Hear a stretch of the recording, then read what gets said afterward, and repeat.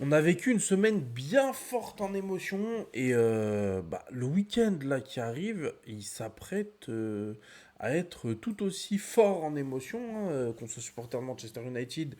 Et donc sur la continuité de tout ce qu'on a vécu là en début de semaine, je vous rappelle que Ten Hag s'est fait virer, qu'on va voir Amorim, que Van Nistelrooy est arrivé, on a joué contre Leicester, bon bref, vous avez tout.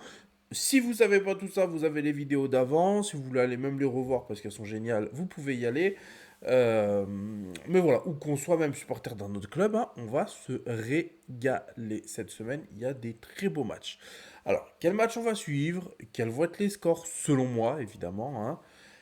Preview de cette 10e journée de Première Ligue. C'est parti.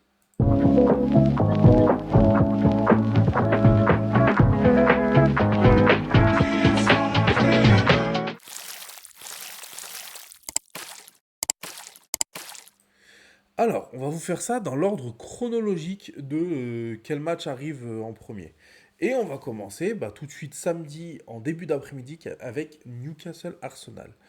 Arsenal arrive à Saint James Park pardon, avec l'obligation de gagner pour rester dans la course au titre. Les hommes d'Arteta, ils restent là sur deux contre-performances en première ligue. Ils ont fait un match nul contre Liverpool. Bon, c'était pas dégueulasse, mais bon, dans un premier temps, déjà, ils perdent 2 points. Et surtout, ils avaient grillé leur joker avant, une semaine avant, contre Bournemouth. Donc 5 points de perdus en 2 matchs. Là, la victoire, elle est impérative s'ils veulent revenir sur le Liverpool qui est à la lutte pour le titre pour l'instant. Parce que là, pour l'instant, le titre, ça a l'air fortement compromis.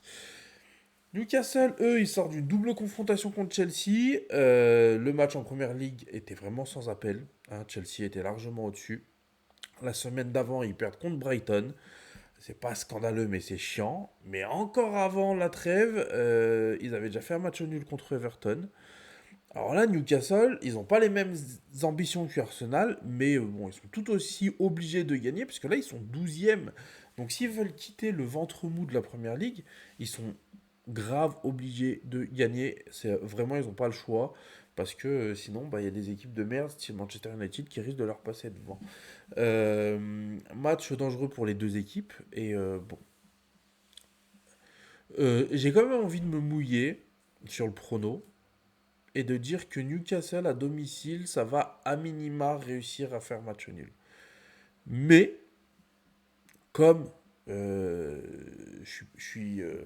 comme je suis quelqu'un de courageux, je vais même vous dire que selon moi, Newcastle va gagner 2-1. Arsenal a beaucoup de blessés. Euh, j'ai une sensation de déjà vu avec, avec Arsenal quand ils décident de lâcher les courses au titre et qu'ils enchaînent les mauvaises prestations. Euh, Newcastle, c'est super chiant à jouer en plus. Ouais, pour moi, ça va être une victoire 2-1 de Newcastle. Voilà. Si vraiment je devais jouer ma maison, j'aurais mis un match nul. Mais pour moi, c'est 2-1 Newcastle contre Arsenal. Arsenal va continuer de perdre des points parce que la défense, c'est quand même compliqué avec toutes les blessures qu'ils ont. Voilà, bonne chance à eux. Liverpool-Brighton, le match d'après. Euh, ben, Deux équipes en phase avec leurs objectifs, hein. Liverpool, ils sont dans la course au titre. Brighton, ils sont aux portes du top 4. Ils sont, si je dis pas de bêtises, 6e, à 2 points de Villa qui est 4e. Donc les deux équipes peuvent faire un pas en avant dans leurs objectifs, même si Liverpool, ils dépendent quand même beaucoup de la prestation de Manchester City, qui est la seule équipe qui ne joue pas une grosse équipe cette semaine, puisqu'ils vont jouer Bournemouth. Bon, attention, Bournemouth, hein, c'est pas si facile que ça.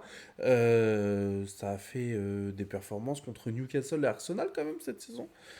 Sachant que City, les performances sont moins fluides qu'au début de saison. Mais bon, dans tous les cas, Liverpool, ils sont vraiment dans l'obligation de gagner s'ils veulent pas voir City s'envoler.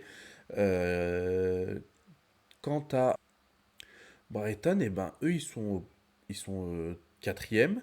Et bah, comme tout quatrième à cette époque de l'année, bah, quand tu perds, t'es plus quatrième en général. Donc si tout se passe bien, même Chelsea ne prendra pas de points.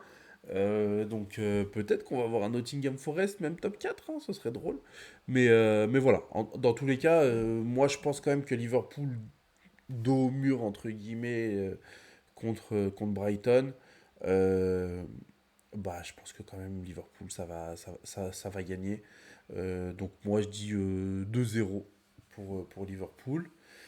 Voilà, avec un but de Salah, qui, je le dis en tant que supporter à Manchester United, c'est quand même scandaleux qu'il n'ait pas été dans la liste du Ballon d'Or. Je n'ai globalement rien à foutre du Ballon d'Or, mais bon, sauf quand c'est pour dire que Rodri ne le méritait pas, mais c'est un citizen, donc voilà.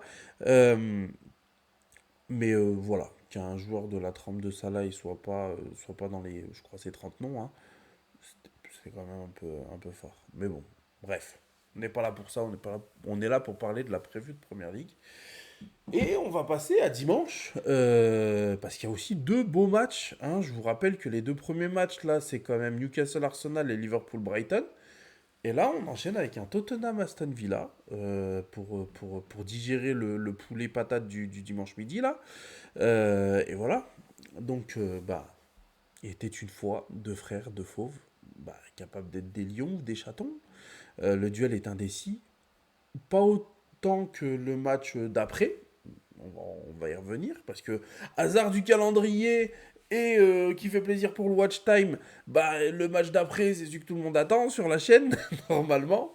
Mais voilà. Donc, ce match est quand même très indécis. Pas autant que celui d'après, on va en parler. Mais. Les deux ont sorti des performances magnifiques cette saison, hein. Tottenham qui nous a massacrés, le Aston Villa qui a quand même été capable de battre le Bayern, et qui est bah, du coup quatrième aussi en Première Ligue, comme des contre-performances incompréhensibles. Les deux ont perdu contre Crystal Palace, qui est mal classé, donc qui est censé perdre. Villa s'est débrouillé pour faire un match nul contre Ipswich, qui est quand même l'équipe qui perd des points en ce début de saison. Enfin voilà, avec Southampton, c'est deux relégables assez clairs. Mais n'empêche que Villa, ça capitalise sur un début de saison de fou pour être top 4. Et voilà, Tottenham est en chasse, est en embuscade. Alors, ils sont pas à portée de fusil. Je crois qu'il y a 5 points entre les deux équipes. Je vérifie. J'avais le classement bien en tête, hein. C'est ça, il y a 5 points entre les deux équipes. Donc Villa n'est pas à portée de fusil. Mais, quand même, bah, si Tottenham bat Villa, ils reviennent à 2 points. Donc, et puis ils se replacent bien dans la course au top 4. Donc voilà, je pense que Tottenham va les sortir. Tottenham, ça va être dans un grand soir. Et va gagner 3-1. Et mon copain Esteban, qui fera peut-être le débrief avec moi, je sais pas, sera tout nu sur le débrief de lundi, s'il est là. Voilà, moi j'ai toujours pensé que quand la Ligue des Champions allait débuter, ils perdraient des points. Ça a l'air d'être le cas, hein. Ils en perdent depuis un petit moment. Et ça va continuer dimanche parce que cette semaine, alors c'est pas Bologne ou le Bayern comme ça a pu l'être avant, mais voilà, faut quand même préparer le match. C'est contre Bruges, si je dis pas de bêtises. Donc voilà, je pense que Villa va perdre des points et ça va bénéficier à Tottenham qui, pour moi, gagnera le match. Voilà. On arrive au match, le clou du spectacle, hein, le Rudball, dont on a aperçu cette semaine un aperçu et dont on analysera plus en profondeur les principes dans la semaine. On fera une petite vidéo sur la tactique de Van Nistelrooy parce que bah, comme il est parti pour rester un petit peu, donc jusqu'au 11, ça reste 10 jours de Rudball. Ce serait bien de savoir un petit peu qu'est-ce qui nous attend sur les deux matchs d'après. Parce que bon, bah, Chelsea sera passé, donc il restera encore deux matchs après. Si je dis pas de bêtises, il va rester Ipswich, il va rester Leicester. C'est ça, Leicester et Ipswich, je crois qu'il va jouer. Donc bon, ce serait une bonne chose de savoir un petit peu ce qui nous attend. Voilà. Et donc, on va faire une vidéo un petit peu tactique, machin, sur Van Nistelrooy. Donc, n'hésitez pas à être là. Et n'hésitez pas aussi à liker, à vous abonner. On est bientôt aux 3000 là. Vous avez bien mis un bon petit coup d'accélérateur. Faut continuer. On est à 150 abonnés d'être aux 3000. Donc, on n'y est pas encore. Mais on peut y arriver là en deux trois vidéos si vous êtes chaud. Si vous y arrivez sur celle-là, c'est incroyable. Mais voilà, en tout cas, j'aimerais bien qu'on passe le cap des 3000 assez rapidement. Donc abonnez-vous s'il vous plaît, puis vous commentez, donnez-moi vos pronostics pour ce week-end aussi. Euh, Dites-moi si vous avez envie d'un live react, parce que vous étiez assez nombreux sur le match de Cup. Est-ce que on réacte le match contre Chelsea ou pas? Dites-moi, est-ce que je vous fais des... comment dire, est-ce que je vous fais des débriefs match après match ou est-ce que je vous fais un gros débrief lundi en plus de dimanche soir, forcément, il y aura le débrief MU Chelsea tout seul. Ça, c'est sûr et certain, c'est plié, il y sera. Mais est-ce que samedi soir, je vous fais par exemple un débrief des deux, là, Newcastle Arsenal et Brighton Liverpool. Dimanche, après Tottenham Aston Villa, je vous fais aussi le débrief où je le. Enfin, bref, où je fais lundi. Dites-moi ce que vous voulez. Dites-moi comment vous le voulez. Et moi, je m'adapte. Voilà.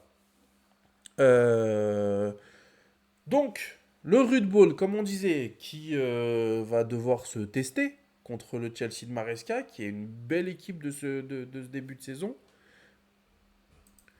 puisqu'ils sont cinquième. Mais alors, pour le coup, ils ont apporté de fusil Villa et Arsenal qui sont à un point. Donc, s'ils gagnent, ils peuvent faire un grand pas en avant. Surtout que si mes prévisions sont justes, ils vont dépasser Arsenal et Aston Villa, puisque les deux jouent des grosses équipes. Donc, voilà, Maresca quand même serait quand même bien inspiré de gagner ce match. Je suis quand même indécis pour plusieurs raisons. La première raison, et la moindre, c'est Chelsea. Chelsea, je suis indécis quant à Chelsea parce que c'est quand même une équipe qui a été capable du pire comme du meilleur. C'est une équipe qui fait une belle saison, comparée aux autres saisons où on voyait pas grand-chose. Là, il y a quelque chose. Le match contre Newcastle, par exemple, était magnifique. Mais quand même, bah, ils ont réussi à perdre après en coupe contre Newcastle. Donc, pardon, j'ai me suis foutu un coup dans ma chaise, en plus je me suis fait mal. Donc, du coup, Chelsea est quand même capable de contre-performance au moment où on se dit qu'ils sont vraiment revenus au top. Donc, voilà. Chelsea, je ne les mettrai pas aussi favoris que prévu. Même de eux-mêmes, sans parler de tout ce qu'on va parler après. Même de eux-mêmes, ils sont quand même capables de contre-performance assez incompréhensible. Mais le plus gros point d'interrogation, bien évidemment, se retrouve sur Manchester United. Qu'est-ce que va donner le Rude Ball? Est-ce que ça va fonctionner? On a vu contre Leicester que c'était pas mal. Comme je dis, je le répète, je l'ai dit sur la vidéo d'hier, je ne veux pas m'enflammer pour une victoire en coupe contre Leicester. Ten Hag a été capable de sortir des belles performances en coupe, mais n'empêche qu'on a vu quelque chose dans le jeu. Et si ça se confirme contre Chelsea, on peut être un petit peu ambitieux pour eux les quelques matchs qui arrivent. Donc voilà, on a les joueurs qui vont devoir se montrer. Il y a un nouveau coach, il y en a un autre qui arrive. Les tirs au flanc qui pensaient qu'à faire virer le coach, bah maintenant il va falloir qu'ils se montrent au nouveau coach. Donc il y a des joueurs qui vont devoir se bouger, qui vont sûrement se bouger. On a aussi comment dire, l'effet électrochoc qui peut venir. Et là, sans parler de trucs un peu plus calculés, il y a un coach qui arrive et tout ça, machin. Là, c'est vraiment le truc de, il y a un nouveau coach, nouvelle dynamique, tout le monde est galvanisé et on peut réussir quelque chose. Surtout contre Chelsea en plus, tu vois, c'est vraiment le bon moment pour jouer une bonne équipe. Donc voilà. Et puis le dernier truc, c'est que Manchester United, ça va devoir commencer à remonter là. On a grillé quand même pas mal de jokers, hein. Je parlais d'Arsenal qui a grillé son joker avant. Là, on a grillé beaucoup de jokers cette saison contre des équipes qu'on aurait dû battre.